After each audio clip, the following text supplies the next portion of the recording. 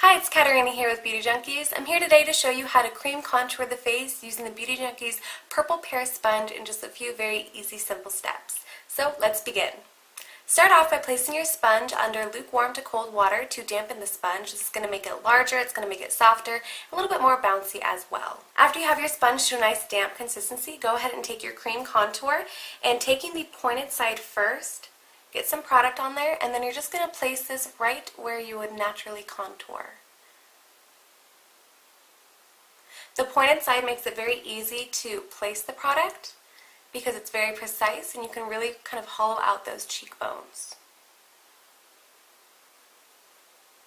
What I also like about this sponge is if you want even a more precise contour, you can squeeze this part together since it is so soft and bouncy, and you can get a very defined, sharp line.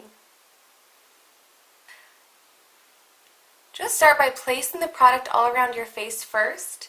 That way you know where the product is going to be, you know where you want everything, and then afterwards blend everything in. You can also use this using that pointed side right under your nose if you want to contour the sides of your nose.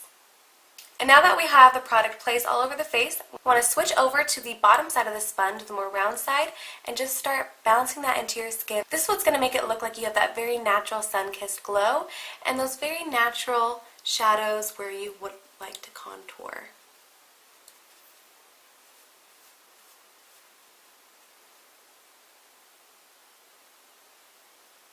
And there you have it, a very easy way to cream contour the face in just a few easy, simple steps using the Beauty Junkees Purple Pear Sponge.